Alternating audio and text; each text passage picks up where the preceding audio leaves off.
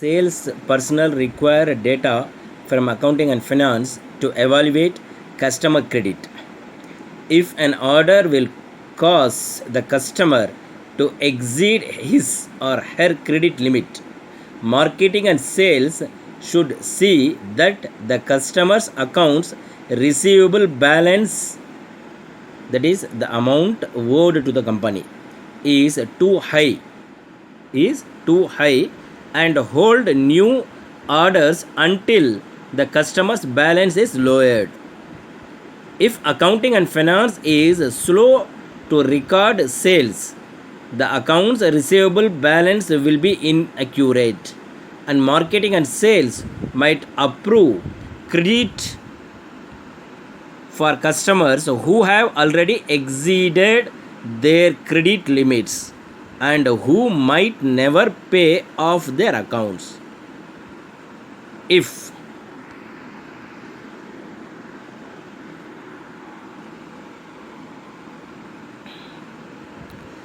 accounting and finance does not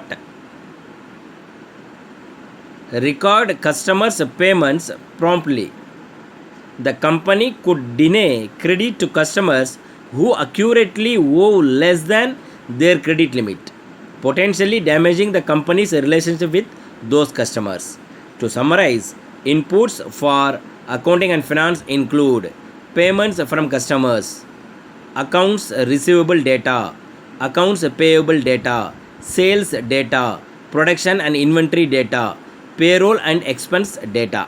Please note down the inputs for accounting and finance. Inputs for accounting and finance: number 1, payments from customers; number 2, accounts receivable data; number 3, accounts payable data; number 4, sales data; number 5, production and inventory data; number 6, payroll and expense data. These are the inputs of accounting and finance. And outputs for accounting and finance include please note down, there are 3 outputs for accounting and finance. Payments to suppliers, first one, payments to suppliers; second one, financial reports; and third one, customer credit data. Once again I will read. There are 3 outputs in accounting and finance. First one, payments to suppliers; financial reports; customer credit data. Okay, so these are the outputs. Now I have listed what are the inputs of accounting and finance as well as what are the outputs of accounting and finance. Okay, so in this way, accounting and finance functional area will exchange information with customer and marketing and sales, supply chain management, obviously in HR. Okay, guys, I think you understood within these 2 videos. You understood how the accounting and finance will exchange the information with other functional areas. Okay, you got it. Okay, so next I would like to clarify human resources. How human resources, that is HR functional area, will exchange information with other functional areas. So please kindly note down this structure. Please kindly note down this structure. Okay, first you kindly note down the figure. This figures shows how the human resource functional area exchanges the data with the accounting and finance, marketing and sales, as well as supply chain management functional areas. So kindly note down this figure before explaining about human resource, before explaining about the HR functional area. Okay, please kindly note down.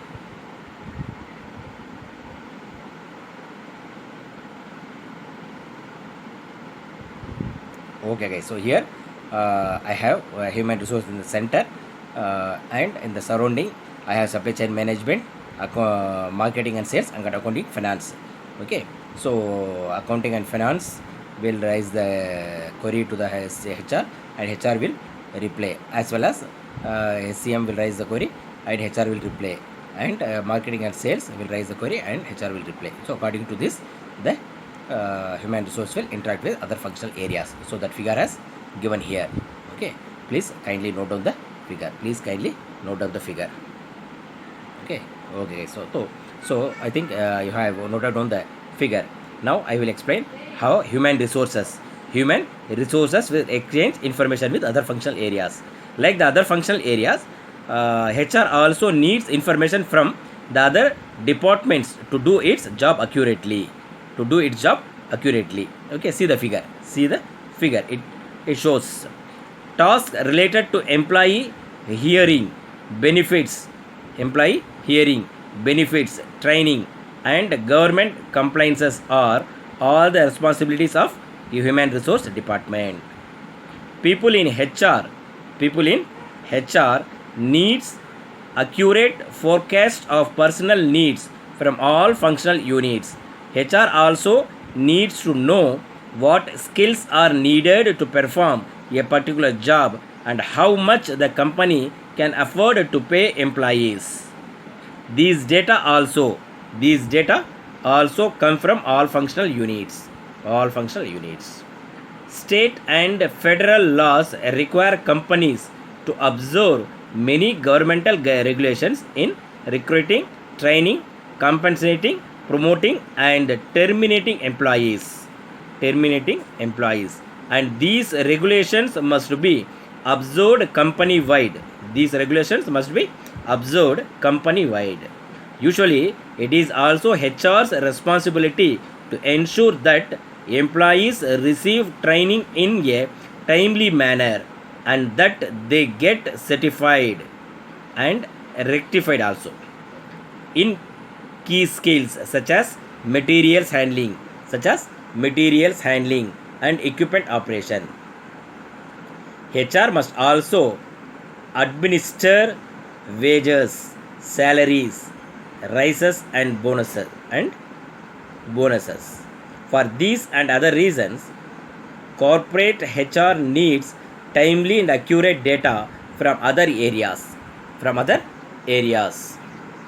HR must create accurate and timely data for management use. For example, human resource should maintain a database of skills required to do particular job and the prevailing pay rates. When the company evaluates employees' performance and compensation, analysis of these data can help to prevent the loss of valued employees because of low pay.